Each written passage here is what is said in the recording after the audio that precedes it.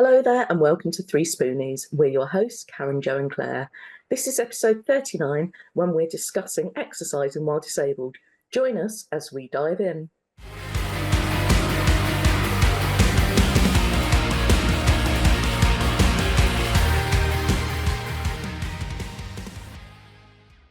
What's holding you back from growing the business you really want? I'm Sheena Wyatt, and inside The Hub, my free launchpad for business success, I help you cut through the faff and finally take action. You'll find simple, powerful resources to help you stop overthinking and start making progress, even on the busiest of days. No jargon, no overwhelm, just smart support when you need it. Head to heroes.capalme.com/supercharge club and click on The Hub to get started. Hello, I'm Karen from Pony Pony Pony. And I'm Jo from Bright Cat Business Solutions. And I'm Claire from Sparkle's Gift Boutique.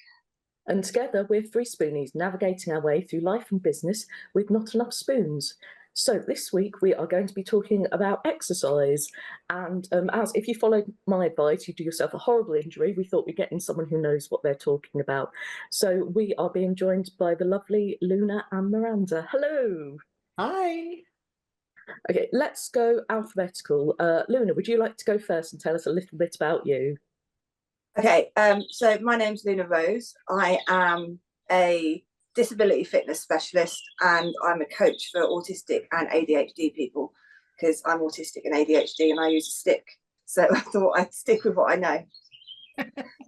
I like that. Yeah, life experience counts for a lot. Absolutely. Miranda, tell us a little bit about you, please. My name is Miranda McCarthy, and I am the founder of Adaptive Yoga Live. I am a disabled yogi, and I've been disabled since I was 2. I have rheumatoid arthritis. I've had 4 hips replaced, 2 knees replaced, both ankles fused. I am the bionic woman.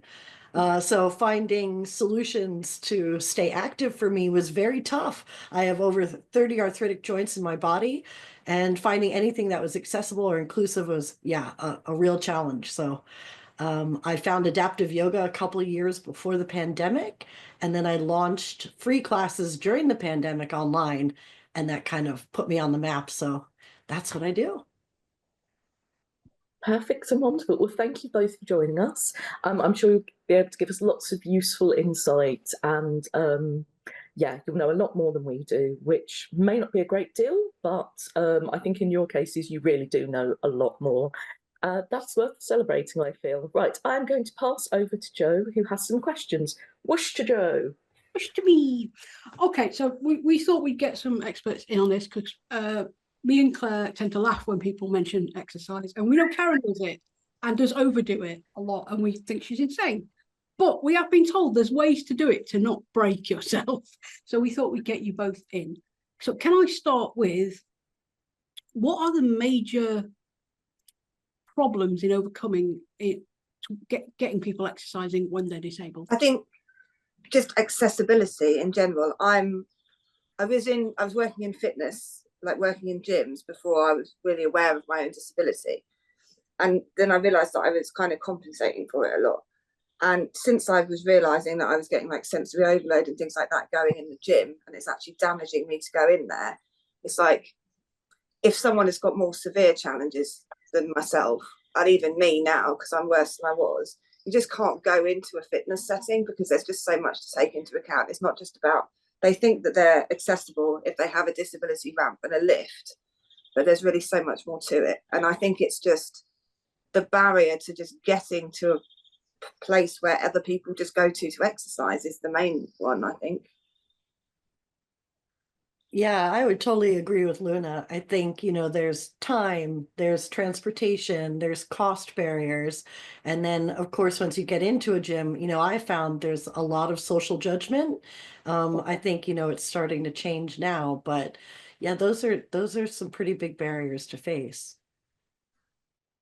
Yeah, I would agree with that. I mean, it's been years since I went to the gym, but even as a bigger person, there was sort of judgment of, why are you here? It's like, well, I'm trying to lose some weight and be healthier, But I can imagine as if then you add on, I'm disabled, I walk with a crutch, or some visible way that you're not able-bodied and normal. Other people are going to look at you, or worse, you're just going to think they are, and that itself can be a barrier. There's also the lack of training for, disabled fitness instructors, that there's a massive lack of training. People don't know how to handle disabled customers when they come into a gym.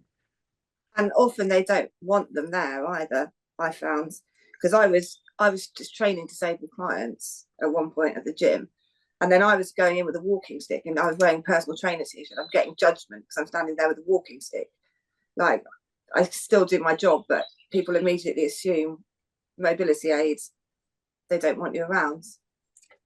Yeah, so you shouldn't be seen or heard, please go away into your corner, which is a lot of what is being seen at the moment, and it can go away. Yeah, I think the lack of training is a real thing. It's like near us, they did a specialist exercise course for people with ME, and they didn't actually know anything about ME, and that over-exercising can be very, very harmful. And it's like, so you've got this thing, especially for people with ME, and you know nothing.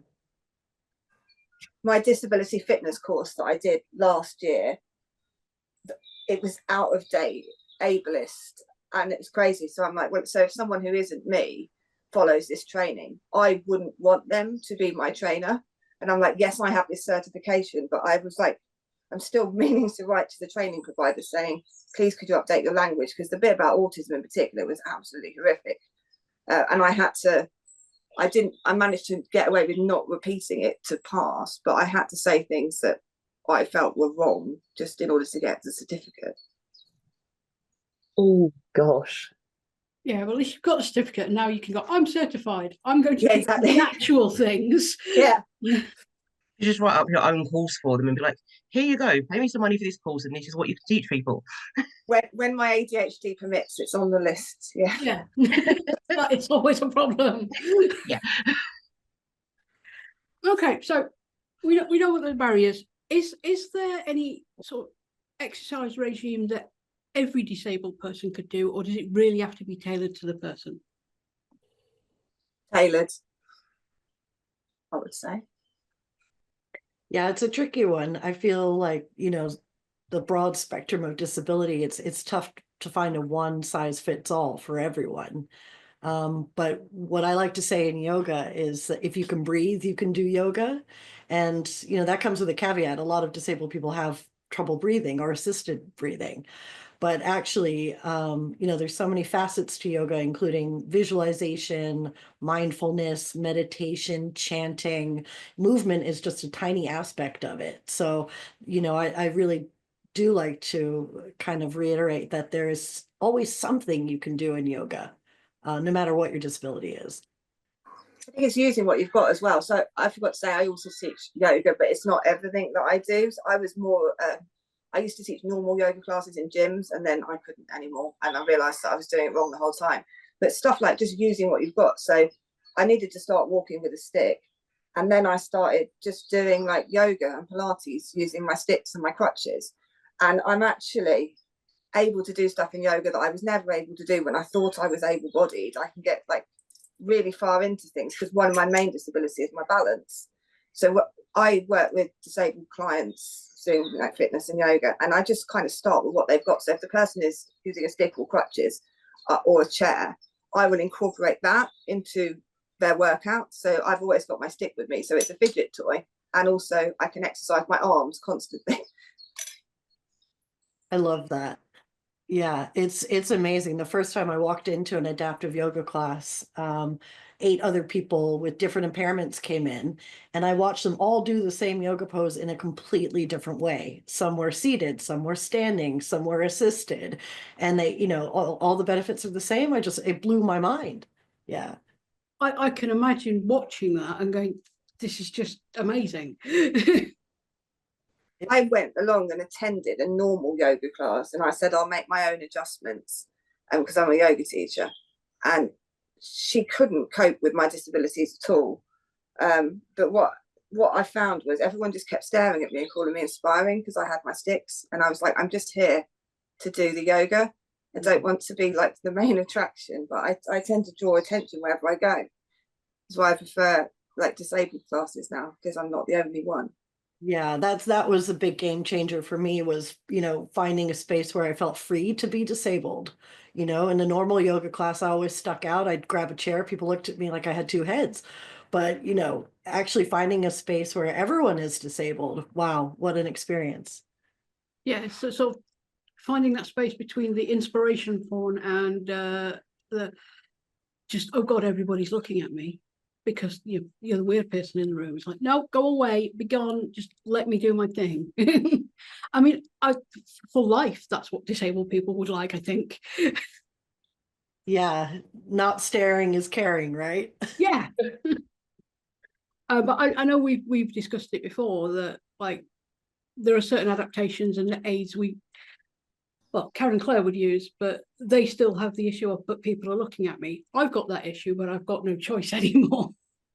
Yeah, see, I still try and kind of be like, no, I'll be fine, it's okay, and I will power through. But then I'm just dead for a few days.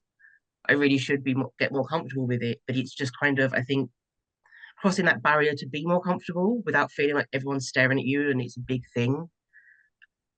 I decided to just dress like a kids' TV presenter and have people stare away. So I'm dressed in dungarees with pink walking sticks and a bandana, like give them something to actually stare at. And when I get my branding sorted, I'll be walking around with my hoodie that says "Stick 'em Up Fitness" on it. Oh, I love that. Absolutely love that. Well, and sometimes I think you find things that weren't intended for a specific purpose but kind of work. Like I use resistance bands a lot for the resistance, but also so I find they can sort of support a bit, because when I try and move my arms and legs, I think they're moving straight and they're not. So sometimes the resistance band can be just enough to make sure I'm not doing weird twisty things and doing myself an injury. And that's not what they're designed for, but it's like, oh, how handy. Do you use these ones, the booty bands? I have props. We love props. That's called a booty band because it works your booty. But basically, I've got hypermobile hips, and that is the perfect hip support for just walking around the house doing housework, and it tones your backside at the same time. I might need that. I mean, I definitely don't need that for my arse, like. But for my hips, that could be incredible. Yeah, my hips are one of my biggest problems. These also, because I do like desk setups and stuff as well. I'm one of those people that's into everything. I used to work in offices. If I wear that around my legs, it enables me to keep my back more straight when I'm sat working at my desk. So I use that as like an adaptation. Sorry, my cat Tigger has just come in. We love cats, that's fine. Adaptation. So it's a hip support. I've even walked down the street in it, but you do obviously get some funny looks, like what she got around her bum there. But it's just like walking with your knickers halfway down around your legs, I think. Well, that's an image to go for. Karen, at that point, should we go for some spoonfuls of loveliness? I think we should. Yes, now it's time for some spoonsful of loveliness. Here's some wonderful things from our sponsors.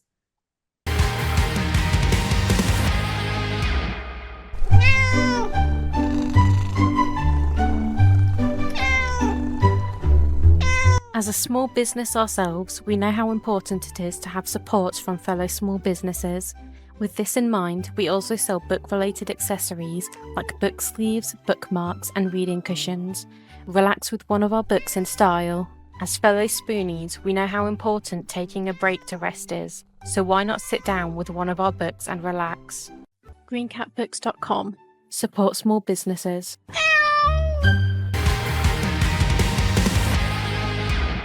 SH Policy Support, helping small businesses and sole traders create and refine the policies and procedures they need to thrive. Whether you're looking to streamline your operations, ensure compliance, or build a strong foundation for growth, SH Policy Support offers the consultancy and tailored guidance that fits your unique needs. From startups to established businesses, they'll work closely with you to develop clear, effective strategies that make a real impact. Ready to take your business to the next level? Visit shpolicysupport.co.uk to get started today. So welcome back. We are talking about exercising when you're disabled. And if you missed the point just before that sponsored ad, please go back and watch it, because, you know, I can't explain it. You'll have to go watch it. Anyway, we know that there are various conditions that used to be like ME, when they'd say you need to like progress your exercise. And we now know that that's a very bad idea. Do you find when disabled people start exercising, no matter what their disability, that they do manage to do a little bit more? Or is it sort of a keep to what you can do, don't push it too much? Yes, I mean, I definitely think you need to listen to your body. You know, your body is your best judge. It will tell you how far you can go and how far you should go. And it's when you ignore that you get into trouble. But having said that, you know, with arthritic joints, in my personal experience, when they're flaring, you know, doctors used to say, oh, you know, just take it easy, let the flare pass, and you'll be fine. And actually, I found over the last 47 years that if I actually exercise through the flare dies down. It might get slightly exacerbated, but then you realize the day later, you know what, it's completely calming. So it's been a bit of a journey for me in that sense. It's like me and Miranda have this weird connection, because she said exactly what I was going to say, and apparently we're the same age as well. Well, I'm also 47. So what was the question about the line between not doing too much and doing enough? So I have a very interesting past. I used to be a fitness instructor that taught 25 to 30 classes a week, and we're talking classes that I joined in, like high intensity classes, because of my ADHD when my other disabilities weren't too bad. Then that basically culminated in severe life-changing burnout and having to admit to my disabilities from kind of the pandemic onwards, because effectively it turned out that I was keeping myself going by overtraining. Then when lockdown happened, all that exercise suddenly dropped off a cliff, and my body was like, time to heal. And I was like, that's a bit inconvenient, because the gym's opening again in 3 weeks. And so we had this in and out of burnout thing. Plus I obviously was hitting the age of 42 at the time, and like menopause was starting to have an effect. So I've gone from someone that overdoes it to someone that has spent best part of the last 3 to 5 years in bed, if you add up how many hours. And it's been a case of, I need to hold that bit of myself back that will go absolutely mental given half the chance, which is my ADHD, because I'll do that and then I'll have the consequences for like up to a week afterwards. So if I walk too far, then it's 2 days in bed. Or I started weight training again this week because my body just said it's time to start weight training, because I had a lot of issues with my alignment, so I didn't want to train until I got that sorted out. So I was just about ready. And I'm very lucky, I have a home gym, and I did some very light weightlifting, and after half an hour I was like, I really want to stay, but I'm not going to deal with the consequences if I do. So I managed to restrict myself to half an hour, and sorry, it's a plane going overhead, and I'm going to do that twice a week, but I have to really hold half myself back. And it's just finding that balance within yourself. It's just, that's good advice. Yeah, we all know the issues of overdoing it, even if it's just walking somewhere. Yeah, I totally get it, because when every now and then I'll be like, oh, I'm going to start exercising again and I'm going to do better. And then I'm like, you know, when you have a good day and you're just kind of like, oh, I can do a bit more, and you push yourself a bit further. And then later that day, I'm like, why? Why did I do this? And it's like, I know I shouldn't do it, but in my head, I'm like, but you can do it. And then I still, it's been like 8, 9 years that I've been suffering with this. And I still get annoyed at myself that I can't do things that I used to do. And it's that adjustment in your brain. It's like you kind of beat yourself up a bit. It's like, but I could do this. And you kind of don't want to accept it. My brain still thinks it can do all the stuff it used to. My body disagrees. Oh, mine completely disagrees. Yeah. I joke with my husband that I have the body of a fragile 90-year-old. The other thing is that we're taught to push ourselves too far, like from in school and at home with children. Like I work with a lot of disabled clients when I have to tell them when to stop because they've been trained to ignore their body's signals for so long that they don't know when they've had too much, and I have to tell them. So Yeah. that was an interesting switch when I started training disabled clients rather than general clients, because most people will stop when they've had enough, but disabled people just carry on. We're used to pushing through, like, no, this needs doing. Or it really hurts, but I'm fine. No, if it really hurts, stop. I'm always in pain. It'll be fine. Just keep going. No, that I find that one's a really hard lesson to learn, is knowing when to stop. I mean, even before I was disabled, I was a workaholic, and every so many years, either I'd have a mental breakdown or I'd hit burnout, and then I'd wonder why. It's like, because you just keep going. Yeah, same. Karen, do you have any questions? Since you're the one of us who actually does exercise. Yeah, it sounds like I'm a complete fitness guru. Very much not, but yeah, what are good starting points for people who are starting back? Because I found it really difficult trying to start at the same point I was at before. What's a good thing that people can do to start absolutely from scratch if they've lost sort of condition or strength or just out of the habit of exercise? What's something achievable you can start with? You need to learn how to have fun again, which is the first thing. Because effectively, someone who's like burnt out, depressed, had a hard time, they have forgotten how to enjoy themselves. So basically, I feel like I teach play therapy to adults. I've got like a yoga studio and I've got all sorts of like toys and like bits of equipment and stuff. And it's just learning to enjoy being in your body again, however that is for you. So say, I used to really enjoy swimming as a child. So swimming would be a good thing for me because that would bring back the muscle memory and also the happiness that used to give me. Whereas, say, for example, most of us would have, disabilities aside, most of us would have an issues with going for a run because it's the kind of thing that you would be forced to do at school or, so it's finding something that's like being a kid again, I think. I love that. I want to do that. Yeah, I mean, of course, I'm going to say some gentle chair yoga. It's of course for me the starting point. For me, it's incorporating breath-linked movement is really what changed my whole deal on exercise and movement in general. It was the sensation of breathing into your body and finding space in your body and thinking about parts of your body you never even knew existed by doing that. And that really helps to kind of ground you and get you into a different mental state before persevering and trying to get fit. And the best thing is, small, tiny little repetition, movements over time build strength and flexibility. Like it's incredible. You really don't have to do much to start. So when I have fun, it has to be like not dangerous fun. So for me, just sitting here with this stick, it's just really hypnotic. It's giving me, if we can all think of arm muscle names, it's working every muscle, whatever they're called, in my arm.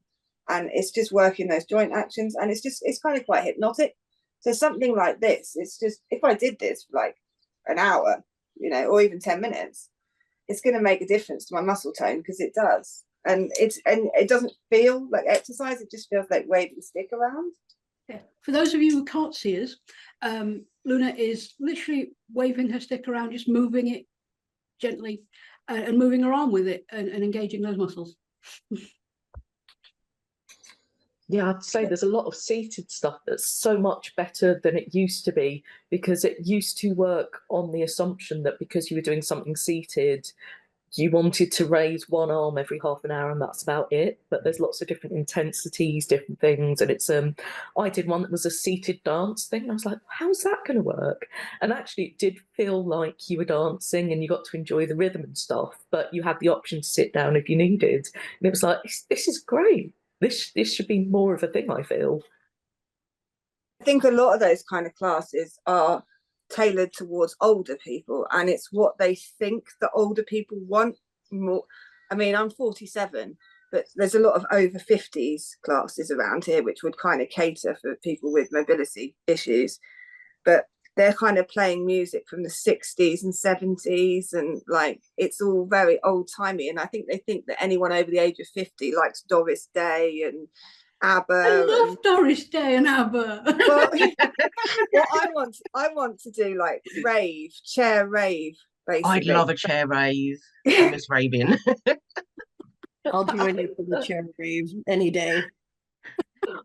Yeah, that sounds great. Well, it was I know some people who are activity coordinators on hospital wards for elderly patients, and they've said like the things they used to do, they like decades ago, sometimes they were still doing, not realizing that, like you said, the choices of music have changed. And you know, when we're all old crotchety people, yeah, it'll be like, oh, I'll get on a bit of Nirvana, yeah, nice. That, and it's sort of, there was a thing, you know, at 50 it was like, oh, now you're old and you have to be respectable and boring, and you know, you can possibly be rebellious and wear a jaunty hat, and it's like 50's no age at all. It's ridiculous, isn't it? I think between 40 and 50 is really annoying, because at the sports centre I used to go to, they have all sorts of cheap subsidised activities for the over 50s, which would be ideal for me. And they did say, well, you could say you're over 50 and go. And I was like, no, you could just make it accessible for other people that aren't over 50 that have issues. Yeah. Yeah, that's a bit of a weird one. It's like, well, you could cater to the disabled. Yeah, I think So sometimes word for it and everything. I know. Well, an issue, there was one class for the disabled, and my friend who has cerebral palsy went, and she said she'd rather take her chances in the able-bodied classes. Jeez. Oh, wow. That's not good. It's not. Karen, what were you saying? No, I was saying the age limit can be a bit weird, because like you said, it's sometimes it's an ability thing rather than an age thing. And often I found that sort of the classes for over 50s and things, or classes where there are more older people, like people don't care, they're not posing, they're not going to judge you, everyone's just doing their thing. And it's like, this shouldn't sort of suddenly become accessible when you reach a certain age. This should be here for everyone. And yeah, it makes more sense to, you know, this is a class for people who need this sort of support, or you can't do this thing or something like that, rather than arbitrary ages and things, which seems a really weird way of doing it, to be honest. I was trying to come up with a thing where I could have able-bodied people, or people who think they're able-bodied, in a class with people with mobility aids. And I came up with, if everyone uses a stick, assuming that you're matching people's ability, you can actually give an able-bodied person a workout with that as well. Because I was trying to break down the barrier between, you have to go to a special disability class to use your mobility aid. And I was like, maybe I could give mobility aids to the people that don't have them, and then everyone will be kind of equal. So it's like they've got a prop to use whilst they're doing that exercise, and it just kind of puts them on the same level. Yeah, well, there is because when I was researching the stick workout thing that I'm doing, there are stick workouts aimed at able-bodied people that are really hard to make the exercise harder. I tested out some of the stick things on my friend who's able-bodied, and he was able to do exercises he can't usually access using the stick as a prop. So it's progressive for anyone. So people who say, oh, I don't need a stick, no, but if you had one, you could actually do this better. So that's what I'm trying to bridge the gap at the moment, because I want to say, people have got like support workers and stuff. It'd be nice if the support worker could join in as well on an equal footing. Yeah, that's what we're working on as well. You know, something for carers and, you know, the people they're looking after. It's something to do together. It would be great, right? We offer a class that has seated yoga and standing yoga, because my sister does yoga and she's able-bodied, and I'm not, you know, I'm disabled. So I said, wouldn't it be great if we could have a class that does both? You could do the standing poses and I could do the seated version. So we've just started that. Yeah, it's really exciting. That's a great idea. Sort of like getting everybody involved. Yeah, like as well as, you know, giving some understanding. Yeah, like why can't we do it together? You know, there's variations on every yoga pose to be done seated as well. So let's do it together. Yeah, well, I remember on like the workout DVDs and things, they used to have sort of people on either side demonstrating, like, here's more of a stretch and challenge one, and here's sort of a one that's modified if your balance isn't quite so good and things like that. And yeah, I think Steve to joke. I think choose. seated yoga is more effective than standing yoga sometimes. Having done both, I've actually got more out of the seated. Yeah, no, it's amazing. It's my sister has done a lot of seated yoga with me now, and she's a pretty good yogi, and she's always amazed at the workout she actually gets. She's like, it's incredible. Yeah. Mm. Yeah, that, and people would have the option, you know, if there's a few options, there might be, oh, my arms are a bit stronger than my legs, for instance. So it might be, I'll choose this option for that and this option for this one as well. So it's, yeah, seems like a best of all worlds. We need to be doing this, absolutely. When I say we, I mean you. And it You also don't want gives a me lot of leading a people fitness permission. class. It gives a lot of people permission. I tested something out in a Pilates class, so you always do press ups. If you go on the floor first to do the press ups and you say, if you need it, you can go to the wall for support, nobody goes to the wall.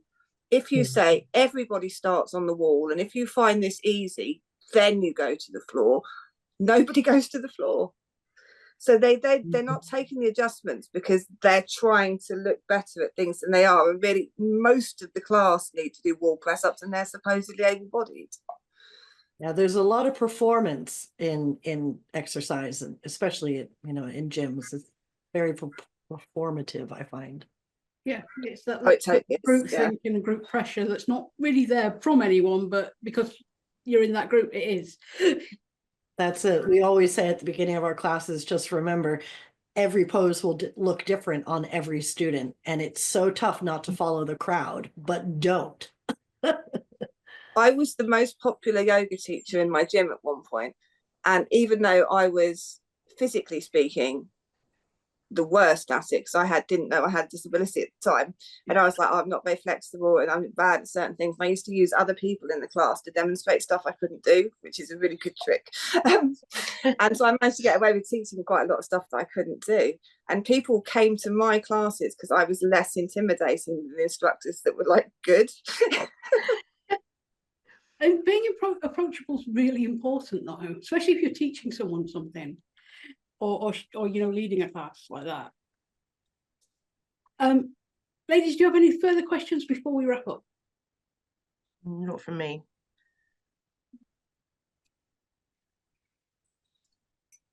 No, I think we've covered it, actually. How efficient we are. In that case, I will whoosh back to Karen. Karen, grab the whoosh. Oh, got it. So, Luna and Miranda, is there anything exciting you're doing at the moment that you'd like to plug or draw our attention to? We'll go alphabetical again. So, Luna first.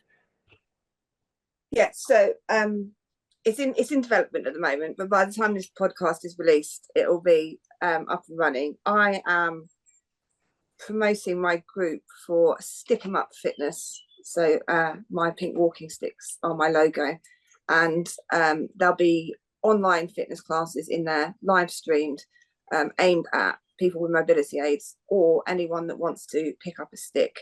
The goal is I use sticks and I use crutches.